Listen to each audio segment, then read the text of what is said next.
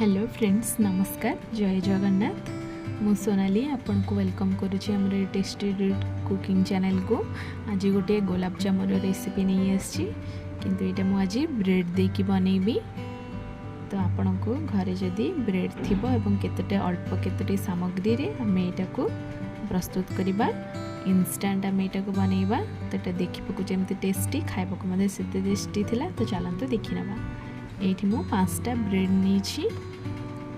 आपण चाहिले brown bread नहीं पारे, मुझे व्हाइट ब्रेड नहीं।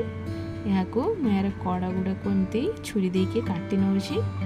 आपण चाहिले एटा को यूज मध्य करि परिबे गुलाब जामुन करिवारे, किंतु जो गुड़ा टिके बेसी ब्राउन हो जाई थाए से गुड़ को टिके काटी देले बहुत भल लगे, टेस्टी मध्य लगे खाइबा पई। तो एबे मु यहाँ को एमती छोट छोट खंड रे भांगी नौची पाउरुटी को।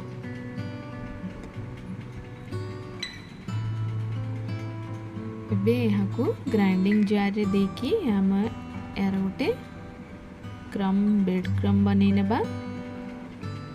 तो ये मु ये जो बड़का रहीगला हमर पाउरुटीर खंड या को आपण रखिदेबे। पर केतेबेले कटलेट की किछि बनैला बेले को यूज करि परिबे। एठी मु 1 लीटर क्षीर को एमती सुखेकी मारिकी नै जाइछि। आपण चाहिले खाली क्षीर को मध्य फुटेकी करि परिबे।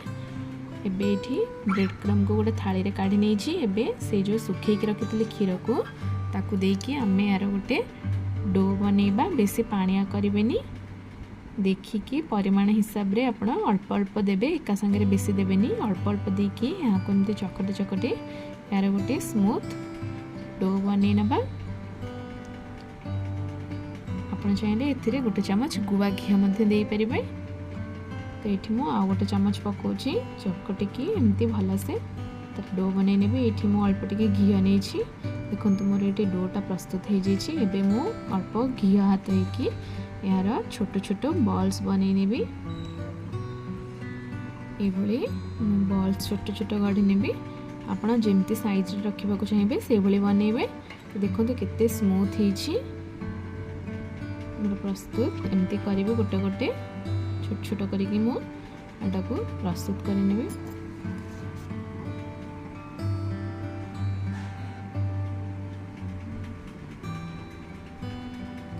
मोर प्रस्तुत हो जाइए सब गुलाब जामुन गुड़िक। देखो केते सुंदर टेक्सचरटा आछि, बहुत स्मूदी देखा जाउछि। एबे मु चीनी सीरा तैयारी करिबे। सेथिपाई मु गोटे बाउल एमती चीनी नहीं जाइछि। आपण जिते मीठा रखिए से हिसाब से चीनी नेबे। जितकी चीनी नेबे तार डबल एठी पानी मु यूज करुछि। एठी मु अल्प टिके हाफ चमच लेंबू रस नहीं जाइछि, जहाँ फल चीनीटा जल्दी माने सुखी जीवनी, हल्का रहबो सीराटा। तो आपण चाहिले विनेगार मध्ये यूज करि परिबे। एई बळी कड़ाई रे देकी हमें यहाँ को फुटै नबा। एठी मु 2टा गुजराती को छेचिकी नहीं जाइछि। आपणक घरे जदि केसर थिबो आपण एठी केसर मध्ये ऐड करि परिबे, जहाँ फल यार टेस्टटा आहुरी भल लागिबो खाइबा पई। एबे मु एमते घांटी नउछि। जेतेबेले देखिबे चीनीटा पूरा मिसी जाइछि पानी सहित एवं पानीटा टिके हल्का सुखी जाइछि, सेतेबेले पर्यंत याको घांटुथिबे। एबे हमर प्रस्तुत हो जाइछि चीनी सीरा। एबे मु गोटे बाउल को काढी नउछि। एबे याको मु ठंडा करबा पे रखिदेबी।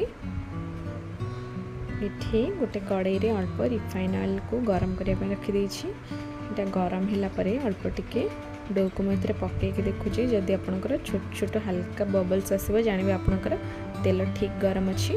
बेसी गरम करिवेनी।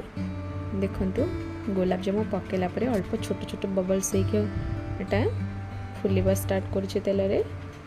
तो बेसी तेल गरम कर देले भितरे कंचा रही जिवो, ऊपरटा जल्दी हो जिवो।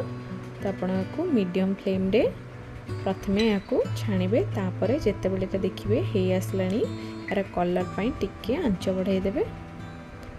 तो एमती मु हल्का हल्का करके को आस्ते आस्ते करके उल्टे के फ्राई करने भी चारिआड को लाल लाल करके।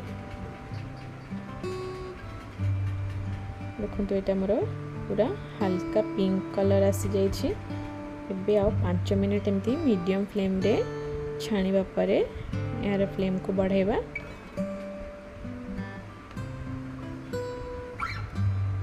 चारिआड़ को खेले खेले केमती छाणी नेबे।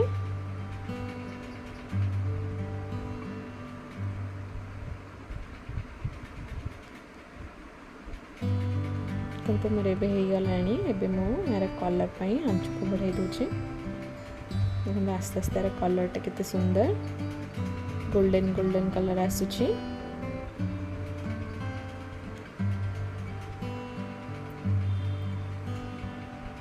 आमर एबे प्रस्तुत हो जाइए गुलाब जामुन गुड़िक।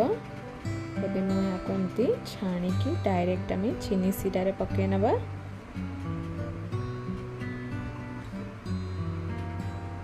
क्षीर को मारिकी करने द्वारा यार टेस्टा भी भल आसे और बास्नाटा भी बहुत भल आसे। आपण ये मेथड रे थरे गोटे थर करेंगे घरे। मु सब गुड़ा को पकई नेली चीनी सिरा रे। एबे एमती भलसे टिके घांटी दबा एवं यहाँ ठंडा करने मिनिमम घंटे फ्रिज रे नले आपण रूम टेम्परेचर एमती रखिपारे। घंटे पर मुझे काढ़ी नहीं। देखो चीनी सिरा पूरा सोप कर नहीं गुलाब जामुन गुड़िक एवं चीनी सिरा अधा हो जाए। सुंदर टेक्सचरटा भी बहुत भल आसी। तो ये यहाँ मु गोटे बाउल को काढ़ी देखा आपन को। देखो केते सुंदर एवं जूसी टाइप रही। तो मुझे कट करके आपन को देखा केते सहजरे कटिगला। तो देखो केते सुंदर पूरा मार्केट भली। तो आप थे गोटे थर घरे ट्राए करेंगे। मुझे चिपिकी देखा केते सुंदर टेक्सचरटा को देखूँ। गुलाब जामुनटा देखा बहुत टेस्टी जमी लगुच खावाक से टेस्टी थिला। तो आप गोटे थर घरे निश्चय ट्राए करेंगे। आदि आपन को आमर वीडियो भल लगी थाए ताले निश्चय लाइक करेंगे शेयर करेंगे। आदि आपण आम चैनल नुआ अच्छा सब्सक्राइब करने को भूलें। पाखरे थिबा बेल आइकन को निश्चय क्लिक करेंगे जहाँफल आमर सब वीडियो नोटिफिकेशन आपण पाखे आगे पहुँचब। तो आज रोची जय जगन्नाथ। पुणी देखा गोटे नेक्स्ट वीडियो रे।